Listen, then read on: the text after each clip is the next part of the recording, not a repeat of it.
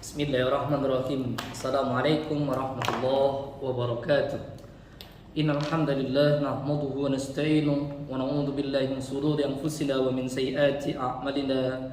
May yahdihillahu fala mudilla lahu wa may yudlilhu fala hadiya lahu. Asyhadu an la ilaha illallah wa asyhadu anna Muhammadan abduhu wa rasuluh la nabiyya rasulullah ba'da ma ba'd. Bapak yang dimuliakan oleh Allah, puji syukur untuk Allah, salawat beriringkan salam untuk Rasulullah sallallahu alaihi wasallam. Hari ini kita berada di tempat yang sangat mulia ini, insyaallah. Setiap detik menit waktu yang kita luangkan, setiap jengkal langkah kaki kita, setiap helaan nafas kita, selama itu semuanya kita niatkan karena Allah. Mudah-mudahan kelak nanti menjadi pundi-pundi amal kebaikan. Dan dengan pundi-pundi amal kebaikan itulah kelak nanti kita berharap akan rahmatnya Allah.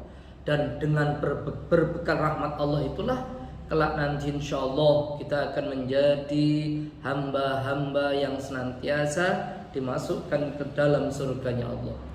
Baik Bapak Ibu yang dimuliakan oleh Allah, pada kesempatan kita kali ini kita akan membahas perkara yaitu yang kaitannya dengan bagaimana kita menjadikan Ramadan yang kita lakukan ini di tahun ini menjadi lebih bermakna, bermanfaat, dan dapat dikatakan orang yang tidak gagal di dalam Ramadannya. Saya akan awali dengan satu hadis. Hadis ini diriwayatkan oleh Imam Bukhari. Hadis yang panjang, namun kami akan ambil nukilan saja. Itu kan. Rahima anfumri'in takhala alaihi sahru ramadana summa kharaja wa lam yughfar lahu kul amin fakultu amin. Celakalah bagi orang yang berjumpa dengan bulan Ramadan, kemudian Ramadan berlalu sedangkan ia tidak mendapatkan ampunan dari Allah Subhanahu wa taala. Ucapkan wahai Muhammad amin, maka aku ucapkan amin. Bapak yang dimuliakan oleh Allah, hal ini memberikan isyarat kepada kita bahwasanya ketika orang mendapati Ramadan, kemudian Ramadan berlalu dan orang itu tidak mendapatkan ampunan, sungguh rugi, gitu kan? Karena Ramadan memberikan kesempatan kepada kita untuk kita itu bisa mendapatkan ampunan dari Allah dan mendulang sejuta kebaikan. Gitu kan? Maka sungguh rugi ketika orang mendapati momen yang sangat baik ini, hari yang sangat spesial, gitu kan? Bulan yang penuh dengan keberkahan, dan di mana Allah berikan banyak ampunan kepada kita, kok kemudian kita ini tidak mendapatkan ampunan, padahal ini adalah bulan-bulan yang penuh dengan pengampunan. Celakalah kita ini.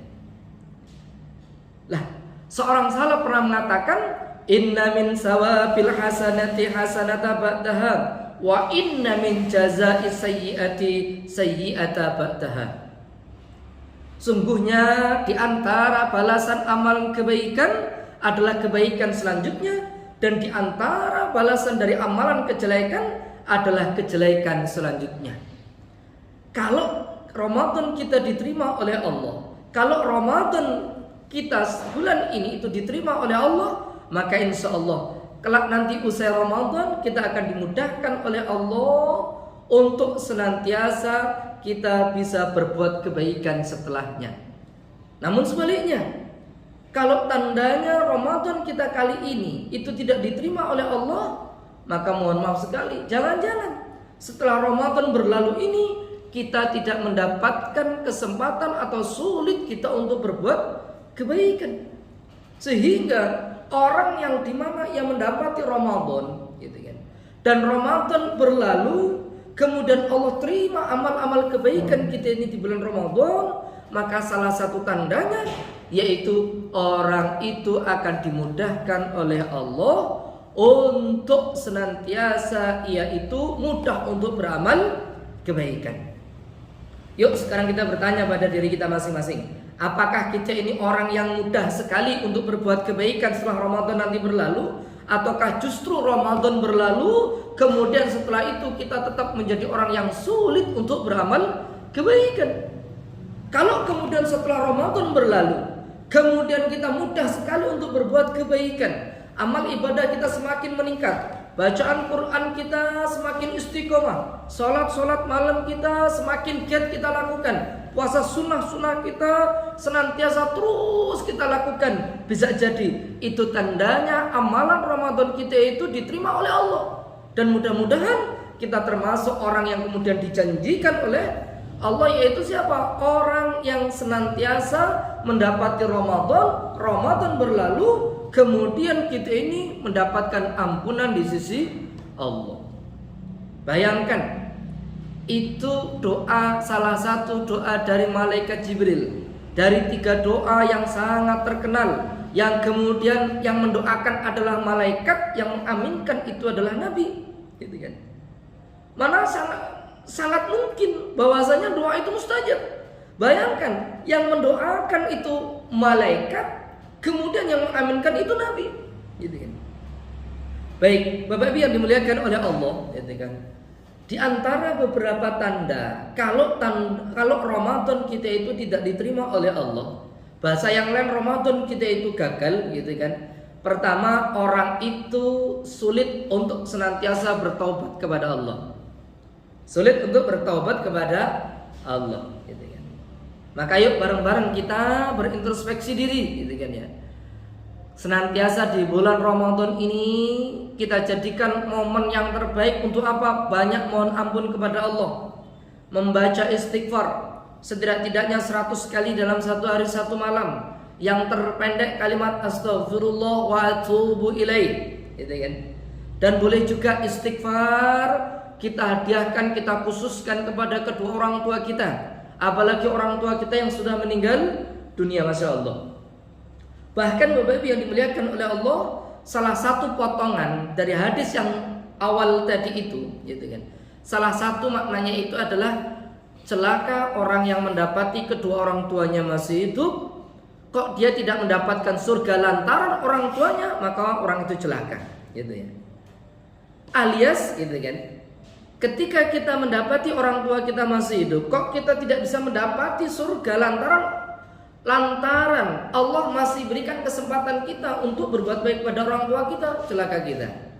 Lalu bagaimana ketika orang tua kita sudah meninggal dunia? Maka sekali lagi, sering-seringlah kita kirimkan hadiah kepada orang tua kita, yaitu apa? Kalimat istighfar, permohonan ampunan kita kepada Allah yang kita khususkan kepada orang tua kita, gitu kan ya? Kita khususkan kepada orang tua kita. Selain doa-doa yang kita panjatkan, doa yang sangat-sangat terkenal sekali, kan ya? Allahumma firli wali walidayya warhamhuma kama rabbayani shaghira, gitu kan? Selain itu tak ada masalah. Kemudian kita hadiahkan itu kalimat istighfar, astaghfirullah wa atubu ilaih, gitu kan? Yang kemudian kita hadiahkan kepada siapa? Orang tua kita. Ada satu cerita, saya tidak mengatakan cerita ini sahih, tetapi cerita ini terdapat dalam sebuah buku, insyaallah, gitu ya. Singkat ceritanya, gitu kan, redaksi bebasnya adalah seorang ahli kubur yang ia dalam keadaan disiksa oleh malaikat, gitu ya, disiksa oleh malaikat. Satu ketika malaikat menghentikan siksanya kepada orang itu, gitu kan. Karena malaikat menghentikan siksanya kepada orang itu, maka si ahli kubur yang dalam keadaan tersiksa itu, ia mengatakan, wahai malaikat, kenapa kau hentikan siksamu kepadaku? Karena aku adalah hamba yang patut untuk engkau siksa. Apa jawab malaikat? Mana mungkin aku menyiksamu, gitu kan? Karena Allah menginginkan, karena Allah menyuruhku untuk menghentikan siksaku kepadamu, gitu kan? Karena asbab di atas sana, gitu ya, di atas sana anakmu sedang membacakan istighfar untukmu, sedang menghadiahkan istighfar untukmu, gitu kan?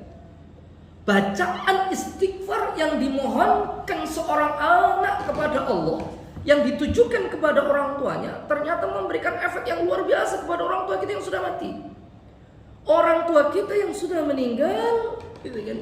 Bahkan kalau dalam kisah disebutkan bahwasanya orang yang sudah mati itu dalam keadaan disiksa oleh malaikat, malaikat menghentikan siksanya lantaran anaknya yang berada di atas muka bumi sedang membacakan istighfar untuk kedua orang tuanya, gitu kan?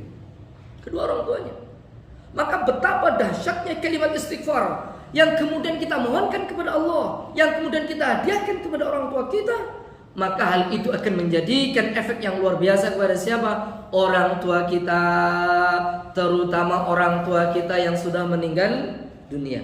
Masya Allah, momen Ramadan yang sangat luar biasa. Selain kita banyak memohon ampun kepada Allah, senantiasa bertobat kepada Allah untuk diri kita, untuk keluarga kita, untuk seluruh orang-orang terdekat kita, untuk kaum muslimin muslimat, maka jangan lupakan hadiahkan istighfar untuk siapa? Terkhusus orang tua kita. Baik, kembali pada pokok permasalahan. Salah satu tanda bahwasanya gagalnya Ramadan kita adalah kita itu merasa sulit untuk senantiasa bertobat kepada Allah. Kemudian yang kedua, apa tanda yang kedua? Seseorang itu dikatakan gagal Ramadannya manakala orang itu enggan untuk meningkatkan amal ibadahnya. Enggan untuk meningkatkan amal ibadahnya. Tidak ada greget, tidak ada semangat untuk orang itu meningkatkan amal ibadah. Kenapa? Bisa jadi karena kemaksiatan yang ia lakukan, karena ketidaktahuan atau ketidaksadaran orang itu bahwasanya ini Ramadan adalah momen yang terbaik untuk apa? Untuk orang itu meningkatkan ibadah. Bayangkan, satu kali kebaikan yang kita lakukan di bulan Ramadan berbeda nilainya ketika kita lakukan di bulan Ramadan. Salat wajib kita, salat sunnah kita, puasa kita, doa-doa kita, bacaan Quran kita, kemudian tasbih tahmid kita, zikir-zikir kita, ataupun kemudian sedekah infak kita, ketika kita lakukan di bulan Ramadan ini, Masya Allah, nilainya akan luar biasa. Berbeda dengan ketika kita lakukan di luar bulan Ramadan, Masya Allah. Maka momen yang terbaik sekali lagi, tingkatkan ibadah kita, baik ibadah yang bersifat maliyah maupun ibadah yang bersifat badaniyah. Baik itu amalan yang bersifat mutaaddi ataupun amalan yang bersifat ghairu mutaaddi. Gitu kan ya. Maka Masya Allah itu kan. Yuk bareng-bareng kita senantiasa untuk meningkatkan amal ibadah kita. Kemudian tanda yang ketiga yaitu apa? Senantiasa orang itu justru akan munculnya banyak keburukan, ya kan? Banyak keburukan, ya kan? Tanda orang itu Ramadannya ditolak oleh Allah, tanda Ramadannya orang itu gagal. Yang nomor ketiga adalah banyaknya keburukan atau munculnya berbagai keburukan pada diri orang itu. Ramadan momentum untuk orang itu banyak bertobat kepada Allah. Ramadan momentum orang untuk ia senantiasa meningkatkan amal kebaikan. Dan Ramadan memberikan kesempatan kita untuk meninggalkan keburukan kita. Kalau kemudian kita coreng Ramadan yang sangat mulia ini dengan justru banyak berbuat keburukan, celakalah kita ini, rugi kita ini. Dan bisa jadi jangan-jangan Ramadan kita tahun ini dapat dikatakan Ramadan yang gagal. Orang yang baik bukan orang tidak pernah salah. Orang yang baik adalah orang yang senantiasa yang memperbaiki kesalahannya. Orang yang segera sadar akan kesalahannya, kemudian ia memperbaiki kesalahannya.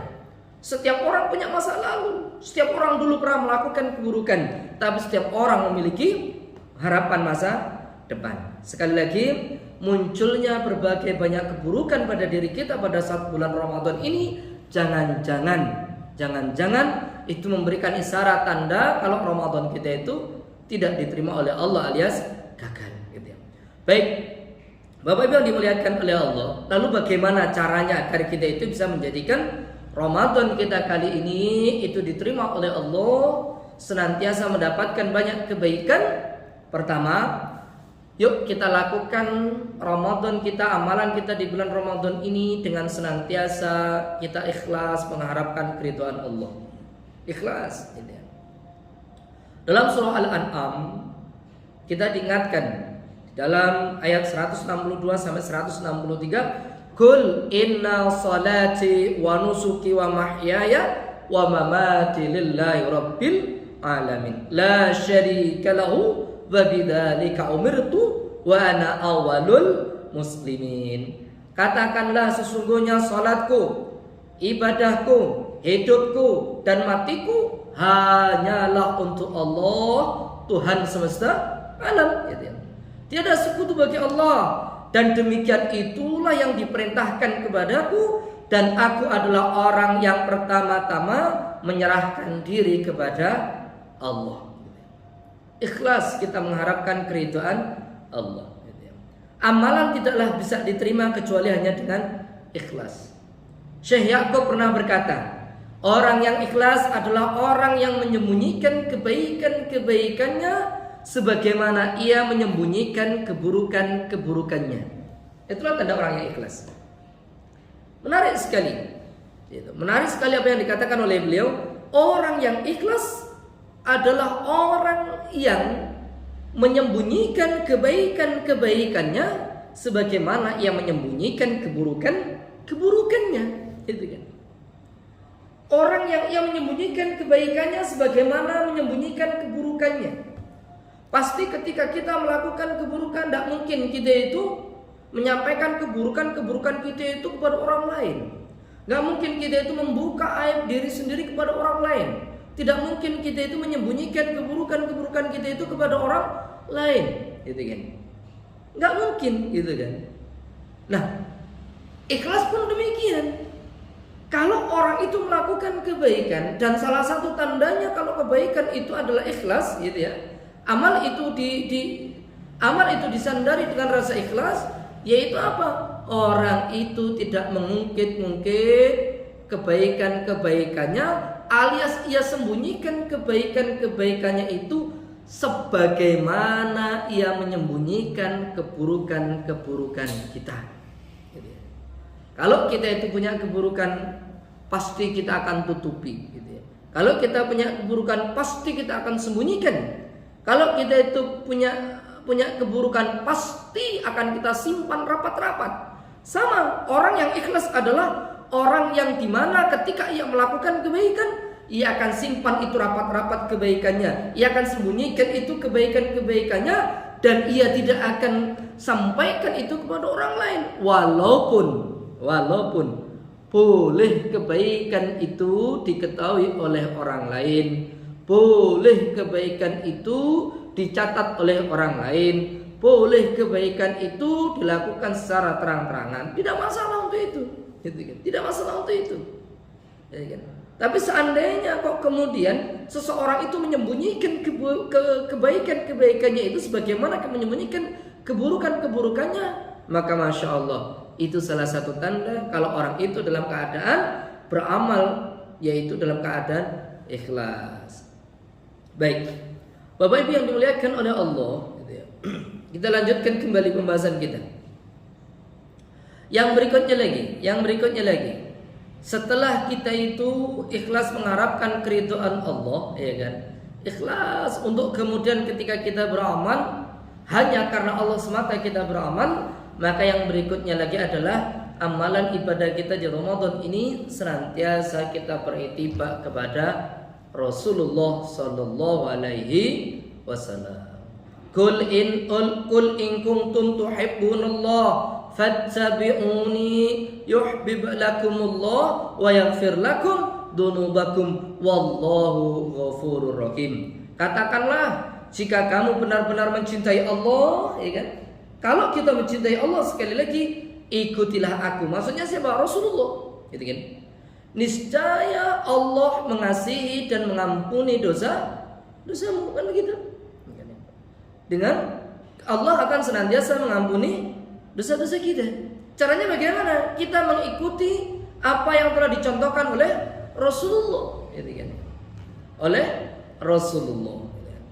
Kebaikan amal apa yang kemudian dilakukan oleh Rasulullah, itu yang kemudian kita lakukan. Man amila amalan laisa alaihi amruna fahuwa raddun. Barang siapa yang ia mengerjakan satu amalan yang tidak dilandasi atau tidak sesuai dengan sunnah kami, maka amalan itu tertolak. Hadis ini diriwayatkan oleh Muslim. Ya. Bapak yang dimuliakan oleh Allah, ketika kita beramal satu hari 24 jam lamanya, kalau kita itu hanya pilih amalan-amalan kita itu yang sesuai dengan ittiba Nabi, sesuai yang dicontohkan oleh Nabi, maka insya Allah habis waktu kita itu untuk beramal. Maka kita tidak perlu untuk beramal selain apa yang tidak dicontohkan oleh Rasulullah Shallallahu Alaihi Wasallam. Baik,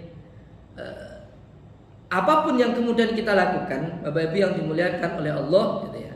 Apapun yang kita lakukan, selama kalau itu kaitannya dengan ibadah, maka kita tidak boleh, maka kita tidak boleh melakukan amalan ibadah yang dimana amalan ibadah itu tidak dicontohkan oleh Rasulullah Sallallahu Alaihi Wasallam. Baik, kita akan lanjutkan kembali. Bapak-Ibu yang dimuliakan oleh Allah, lalu bagaimana gitu ya, kita menjadikan momen Ramadan kita kali ini untuk senantiasa agar lebih bermakna, gitu, agar lebih bermakna. Yang pertama, kita hiasi amalan-amalan di bulan Ramadan ini, yaitu banyak melakukan amalan-amalan sunnah. Amalan-amalan sunnah. Di antara amalan-amalan sunnah yang ada, pertama, mulai kita dari bangun tidur. Kita bangun tidur, kita berdoa tentunya, ya kan? Maka setelah itu ketika masih ada waktu yang cukup, maka dapat kita gunakan untuk apa? Untuk kemudian kita menambah sholat malam. Fikihnya, kalau seandainya kita itu sudah sholat tarawih, ya kan? Sholat tarawih pada saat ba'da isya, maksud kami, ya kan? Dan kemudian kita sudah mengikut dan kemudian kita sudah sholat witir bersama imam, dan itulah yang terbaik, ya kan? Maka orang itu selanjutnya ketika ia bangun tidur, maka tidak perlu lagi orang itu untuk dia sholat witir lagi. Maka cukup orang itu untuk apa? Menambah saja. Menambah apa? Yaitu sholat malam atau sholat tahajud. Sholat tahajud. Kenapa kok kemudian hal ini menjadi penting? Kenapa kok hal ini menjadi penting?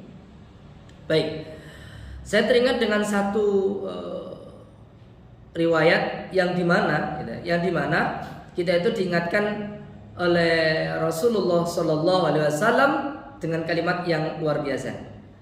Innahu man qama ma'al imam hatta yang sarifa kutiba lahu qiyamu lailatan. Siapa yang salat bersama imam sampai ia selesai, maka ditulis untuknya pahala qiyam satu malam penuh. Hadis ini diriwayatkan oleh Imam Ahmad, kemudian juga Imam At-Tirmidzi. Syekh Albani mengatakan derajat hadis ini adalah sahih, gitu ya. Maka sekali lagi fikihnya adalah kalau kita itu berniat untuk sholat tarawih bersama imam pada saat dimana setelah sholat isya sebagaimana kayak umumnya, maka kita sarankan ikutilah sholat tarawih itu sampai witir bersama dengan imam. Karena sebagian di antara kita itu ada yang kemudian ketika dia sholat tarawih, ia sholat tarawihnya bersama imam. Setelah tarawih selesai, ia tidak ikut witir bersama imam. Kenapa? Karena ia akan pulang ke rumahnya, karena ia berniat nanti malam ia akan bangun malam, kemudian ia akan tutup dengan sholat witir. Gitu kan ya. Boleh, perkara ini tidaklah masalah, tapi akan jauh lebih baik lagi. Maka ketika ia sholat bersama imam sholat tarawih dan imam saat itu mengajak untuk sholat witir, maka yang paling tepat adalah orang itu atau kita sebagai jamaah atau makmum ikuti sholat witir bersama imam setelah melakukan sholat tarawih. Jadi sehingga ketika nanti malam kita tidak mau bangun malam, ketika kita mau qiyamul lail sebelum kita makan sahur, maka tidak mengapa. Kita itu tambah sholat tahajud kita nggak ada masalah. Dan kemudian setelah itu, kita tidak perlu lagi nutup dengan witir. Kenapa? Karena kita sudah witir. Witir satu malam hanya sekali. Boleh dilakukan sebelum kita itu tidur. Yang pasti setelah sholat isya, ya kan? Dan sudah waktu setelah sholat isya, gitu ya. Atau boleh dilakukan pada saat setelah sholat, setelah kita itu bangun tidur, yaitu di sepertiga malam terakhir terutama. Baik. Yang kedua, Bapak Ibu yang dimuliakan oleh Allah, itu kan, senantiasa kita itu untuk yaitu makan sahur, gitu ya kan. Makan sahur. Kenapa? Karena di dalam makan sahur itu ada keberkahan, ya kan? Di dalam makan sahur itu ada keberkahan. Bahkan ini ya, kalau toh umpama kita tidak memiliki selera untuk makan dan minum karena saat itu kita baru bangun tidur, gitu kan. Walaupun hanya seteguk air, maka lakukan itu. Kenapa? Karena di situ ada banyak keberkahan, gitu kan. Bahkan lebih bagus lagi, ya kan ya, seseorang itu, gitu, makan sahur itu diakhirkan. Karena sebagian di antara kita itu ketika sudah mendengar, kadang-kadang di masjid-masjid itu dikumandangkan kalimat imsak, imsak seperti itu. Banyak seseorang itu kemudian ia itu berhenti untuk makan sahur. Padahal tidak demikian, gitu kan. Waktu imsak bukanlah waktu yang dimana kita itu untuk berhenti makan sahur. Justru waktu itu adalah waktu yang terbaik untuk kita makan sahur. Makan sahur senantiasa kita akhirkan, bukan justru diawalkan. Ada yang makan sahurnya itu diawalkan, kemudian setelah itu ia tidur. Ngapain tidur? Sembari menunggu waktu subuh. Maka ini tidaklah baik, kan gitu. Yang tepat adalah akhirkan makan sahur. Setelah kita makan sahur, ada jeda sedikit, kemudian sembari kita menunggu waktu subuh, boleh kita baca Al-Quran, boleh kemudian kita beristirahat sebentar. Setelah itu kita datang ke masjid. Baik, waktu kita tidak terlalu panjang, sedikit lagi. Bapak Ibu yang dimuliakan oleh Allah, yang berikutnya lagi adalah senantiasa kita setelah makan sahur kita bersegera untuk datang ke masjid. Ada 3 perkara yang dimana orang itu akan mendapatkan keberkahan, kebaikan, ya kan? Allah akan ampuni dosa orang itu dan Allah akan naikkan derajat pada diri orang itu hanya dengan ia mengamalkan 3 perkara. Apa itu 3 perkara? Pertama, yaitu menyempurnakan wudhu pada saat-saat yang tidak disukai. Syekh Shalih Utsaimin mengatakan waktu yang tidak disukai adalah waktu sebelum subuh. Yang kedua, yaitu memperbanyak langkah ke masjid. Yang ketiga, yaitu senantiasa kita menunggu sholat setelah melakukan sholat. Baik, ini sekaligus sebagai penutup. Amalan yang terbaik berikutnya adalah setelah kita itu makan sahur, ya kan? Makan sahur, kemudian kita bersegera untuk ke masjid, ya kan? Bersegera untuk ke masjid. Dan ketika kita ke masjid, jauh lebih bagus kita berwudu dari rumah. Jangan berwudunya di masjid, jadi kan? Kenapa? Orang yang ia berwudu dari rumah kemudian mendatangi masjid dalam keadaan ia berjalan kaki dan dalam keadaan orang itu sudah dalam keadaan suci, maka Masya Allah nilainya luar biasa. Insya Allah nanti satu saat akan kita diskusikan akan hal itu. Sedikit kita akan lanjutkan lagi 3 amalan. Yang amalan ini gitu ya, amalan ini bisa kita lakukan setelah kita itu makan sahur, sebelum kita itu sholat subuh, yaitu sempurnakan wudhu. Kapan itu saatnya? Ya waktu sebelum subuh itu, gitu kan ya. Makanya Syekh Shalih Utsaimin mengatakan waktu yang tidak disukai itu adalah waktu yang sebelum subuh, gitu kan. Kenapa kalimatnya harus menyempurnakan wudhu? Ini memberikan isyarat bahwasanya kita ini sebagai orang Islam sudah bisa berwudhu, tapi rata-rata wudhu kita itu banyak yang kurang sempurna, gitu kan ya. Banyak yang kurang sempurna. Sunnahnya, rukun-rukunnya, dan urutan-urutannya kadang-kadang kita tidak sempurna, tidak sesuai dengan sunnah Nabi. Walaupun itu sudah dibolehkan secara fikih, gitu kan ya. Maka sebaiknya belajar lagi. Yuk bagaimana cara berwudu sebagai mana wudunya Nabi. Dan yang kedua, senantiasa kita itu yaitu apa? Terus menyempurnakan wudu kita, ya kan? Wudu itu insyaallah. Maka insya Allah lah banyak kita itu dapatkan tutorial ataupun kemudian kita belajar dari guru-guru kita, ustadz-ustadz kita ataupun dari media bagaimana cara wudhu sebagaimana kayak wudhunya Nabi atau sifat wudhu Nabi, kan begitu ya. Baik, yang kedua yaitu apa? Memperbanyak langkah ke masjid. Maka jangan khawatir ketika kok Allah takdirkan rumah kita jauh dari masjid, gak ada masalah. Kenapa? Berarti momen yang terbaik untuk kemudian kita itu mendulang banyak pahala. Semakin jauh semakin bagus, ya kan ya. Toh andai kata pun kita punya rumah yang rumah kita itu dekat masjid, disyukuri, nggak ada masalah untuk itu. Sehingga kita itu semakin kuat, semakin taat untuk kemudian kita dekat kepada masjid. Kalau toh rumah kita jauh, jangan khawatir. Setiap jengkal langkah kaki kita maka akan bernilai di sisi Allah. Bisa jadi Allah akan ampuni dosa-dosa di setiap langkah kita, dan satu sisi Allah akan angkat derajat kita karena langkah-langkah kita. Langkah kemana? Menuju masjid. Langkah kita menuju masjid. Baik, kemudian yang terakhir yaitu apa? Yaitu kita menunaikan sholat, kita menunggu sholat setelah melakukan sholat. Menunggu sholat apa? Menunggu sholat subuh. Setelah melakukan sholat apa? Tentunya setelah melakukan sholat sunnah, gitu ya. Maka disunahkan tuh ketika kita masuk masjid, ya kan, kemudian kaki kanan kita terlebih dahulu, kemudian kita berdoa, kemudian setelah itu kita berdiri untuk kemudian sholat sunnah tahiyatul masjid. Kalau itu waktu sebelum subuh, maka senantiasa kita sholat sunnah qabliyah subuh. Karena pahala orang yang sholat sunnah qabliyah subuh, masya Allah, nggak bisa dihitung. Sama sebagaimana ketika Anda memiliki kekayaan, yang nilai kekayaan itu adalah seluruh apa yang ada di muka bumi ini, baik yang ada di atasnya dan tanah itu sendiri. Ketika itu Anda jual, maka kira-kira itulah nilai pahala kita, gitu ya. Kalau seandainya kita itu punya tanah di kota, gitu ya, di kota besar, gitu ya. Kalau 1 meter itu harganya 10 juta umpama, gitu ya. Belum lagi bangunan di atasnya yang nilainya sampai miliaran, gitu kan. Itu kalau andai kata kita punya 1000 meter, itu sudah alangkah luar biasa kayaknya kita, gitu. Nah, kalau kita itu punya tanah, kan, seluas muka bumi ini, gitu kan, seluas bumi ini, dan kemudian itu dinilai,